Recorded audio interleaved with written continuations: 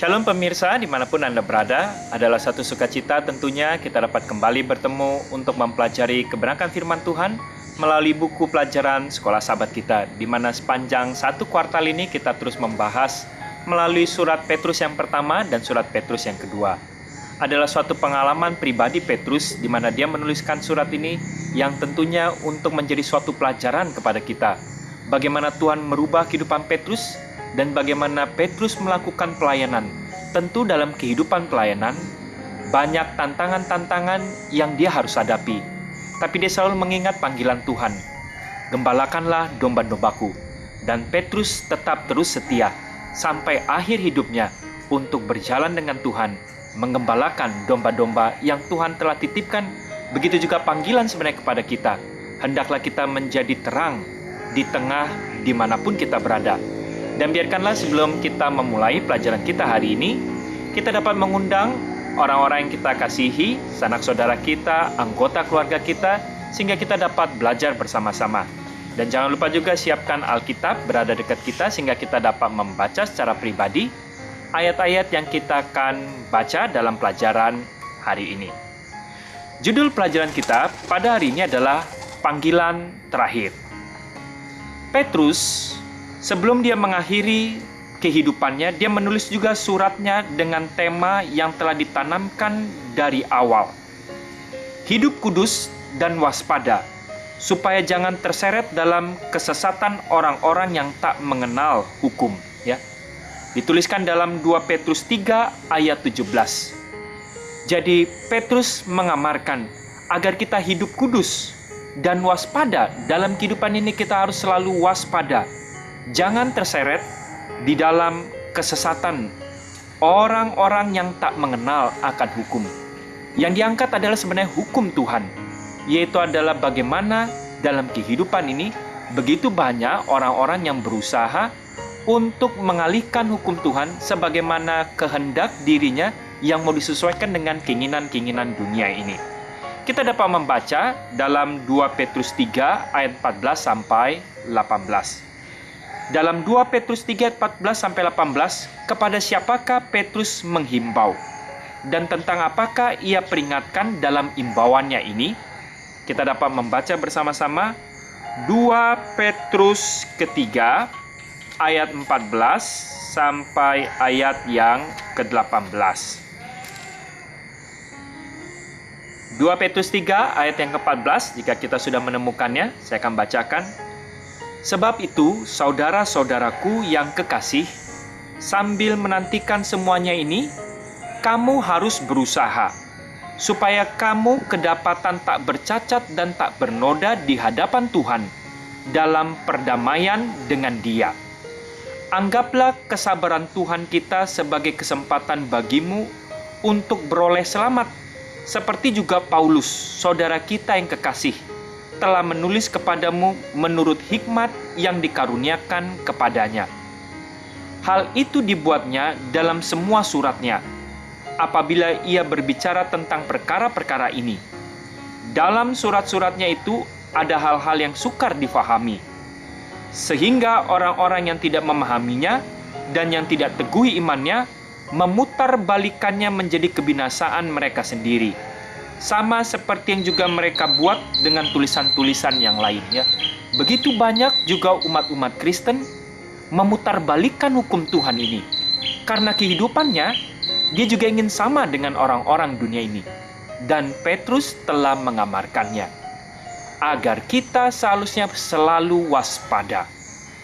Paulus diambil contoh juga oleh Petrus. Kemudian kita teruskan ayat 17 sampai 18. Tetapi kamu, saudara-saudaraku yang kekasih, kamu telah mengetahui hal ini sebelumnya. Karena itu waspadalah, supaya kamu jangan terseret dalam kesesatan orang-orang yang tak mengenal hukum, dan jangan kehilangan peganganmu yang teguh. Ya, Petrus kembali sebagaimana Paulus mengulang-ulangi. Kita ini harus waspada, kalau tidak kita akan terseret dengan orang yang memutarbalikkan hukum, sehingga kita juga mengaku dalam kehidupan kekristenan, tapi dalam kehidupan aplikasi setiap hari, sebenarnya kita tidaklah berbeda. Dan Petrus beserta Paulus terus mengulang-ulanginya. Waspadalah, waspadalah, supaya kamu jangan terseret. Ayat 18, tetapi seharusnya umat Kristen bertumbuhlah dalam kasih, karunia, dan dalam pengenalan akan Tuhan dan Juru Selamat kita, Yesus Kristus. Baginya kemuliaan sekarang sampai selama-lamanya. Petrus kembali mengingatkan hal yang terpenting adalah kita harus mengenal siapa Tuhan yang kita sembah itu sesungguhnya. Dan jikalau kita mengenal akan Tuhan, kehidupan kita semakin selaras karena Tuhan yang kita sembah adalah Tuhan yang sangat kita kenal. Ini adalah selalu amaran yang Petrus dan Paulus tuliskan, khususnya dalam surat-surat terakhirnya. Kita akan lanjutkan. Betapa menarik bahwa Petrus mengakhiri suratnya dengan membandingkan kepada tulisan Paulus, saudara kita yang kekasih. Ya, dalam 2 Petrus 3:15 dikatakan, Petrus menyebutkan Paulus, saudara kita yang kekasih, dan dia coba bandingkan. Paulus juga menulis mengenai perlunya hidup damai, sementara menunggu kedatangan Yesus yang kedua kali. Menggunakan waktu untuk mengembangkan kehidupan kita agar selaras karakter kita dengan karakter Kristus. Dan agar kita dapat mengembangkan karakter kita, tentu kita harus mengenal Tuhan yang kita sembah tersebut. Kita dapat membaca Roma 2 ayat yang keempat, sebagaimana apa yang Paulus amarkan. Roma 2 ayat yang keempat. Jikalau kita sudah menemukannya, kita dapat membaca, maukah engkau menganggap sepi kekayaan kemurahannya, kesabarannya, dan kelapangan hatinya? Tidakkah engkau tahu bahwa maksud kemurahan Tuhan ialah menuntun engkau kepada pertobatan? Jadi di sini kita dapat melihat bahwa Paulus menuliskan untuk setiap kemurahan Tuhan itu menuntun kepada suatu pertobatan. Dan kita juga dapat membaca Roma 12 ayat 18. Roma 12 ayat yang ke-18. Roma 12 ayat 18, sedapat-dapatnya kalau hal itu bergantung padamu, hiduplah dalam perdamaian dengan semua orang. Ya, Petrus dan Paulus memberikan suatu gambaran yang sama agar kita dapat melihat bagaimana kehidupan kita dalam dunia ini, agar kita dapat menyelaraskan sebagaimana gambaran dan karakter Yesus ketika dia hidup di dalam dunia ini. Kita juga dapat memperhatikan cara Petrus menghubungkan kepada tulisan Paulus yang menunjukkan bahwa tulisan Paulus sangat dihargai di awal sejarah daripada pergerakan kekristenan. Apakah Petrus menghubungkan ke seluruh kumpulan tulisan Paulus yang sekarang terdapat dalam perjanjian baru atau tidak? Atau hanya sebagian darinya? Tidaklah dapat dipastikan. Namun pendapat Petrus menunjukkan bahwa surat-surat Paulus sangatlah dihargai oleh umat-umat Kristen awal mulanya. Akhirnya Petrus berpendapat bahwa tulisan Paulus juga dapat disalah tafsirkan sebagaimana tulisan kitab suci yang lain. Kata Yunani grapha atau secara harafiah berarti tulisan. Tetapi dalam konteks ini dengan jelas berarti tulisan yang suci. Seperti kitab Musa dan kitab nabi-nabi yang lain. Disinilah bukti yang sangat awal bahwa tulisan-tulisan Paulus telah dianggap memiliki otoritas, sebagaimana otoritas yang dimiliki oleh kitab suci dalam bahasa Ibrani, yaitu buku-buku di dalam perjanjian lama. Kita dapat melihat bahwa tulisan-tulisan Paulus adalah tulisan yang diakui sebagaimana gambaran daripada Roh Kudus yang mengilhami tulisan-tulisan Paulus dan tulisan Petrus itu juga sendirinya. Dan mengingat apa yang kita telah baca sebelumnya mengenai guru-guru palsu yang menjanjikan suatu kebebasan, tidaklah sulit untuk membayangkan Mereka yang menggunakan tulisan-tulisan Paulus mengenai kebebasan dan kasih karunia sebagai alasan untuk tetap melakukan perilaku dosa. Paulus sangat menekankan pembenaran oleh iman saja, ya. Dalam Roma 3:21-22, pembenaran itu semata-mata hanyalah kasih karunia, bukan karena perbuatan. Itu semata-mata adalah kasih karunia pemberian Tuhan. Tapi banyak orang memutarbalikkan dalam kehidupan mereka. Mereka akhirnya tetap melakukan dosa, dan ini bukanlah suatu hal yang dianjurkan oleh Paulus. Oleh karena kita menerima kasih karunia, artinya kehidupan kita berubah, tidaklah menjadi sama dengan orang-orang dunia. Artinya bukannya kita tetap hidup di dalam dosa-dosa kesenangan kita, atau keinginan-keinginan kita adalah hal-hal yang sama. Ini tentunya bukanlah yang Tuhan inginkan, dan tentu bukannya juga yang Paulus sampaikan. Ini adalah orang-orang yang berusaha untuk memutarbalikkan bagaimana kebenaran hukum Tuhan itu yang seharusnya dihidupkan oleh umat-umat yang setia. Tetapi tidak ada tulisan-tulisan yang mengizinkan orang untuk berbuat dosa, ya. Jadi kita dapat memahami, keselamatan itu bukan karena perbuatan. Keselamatan itu kasih karunia. Paulus selalu menekankan, tapi tidak pernah ada pun dalam satu tulisan Paulus yang memberikan penekanan atau mengizinkan orang tetap boleh melakukan dosa-dosa kesenangannya, atau melanggar hukum-hukum Tuhan, atau memutarbalikkan hukum-hukum Tuhan tersebut. Paulus sendiri harus menghadapi kesalahan ini dalam hal apa yang telah dia khotbahkan dan ajarkan tentang pembenaran oleh iman. Namun Petrus memperingatkan, mereka yang memutarbalikkan tulisannya, melakukannya akanlah sangat berisiko, menjadi kebinasaan untuk dirinya sendiri.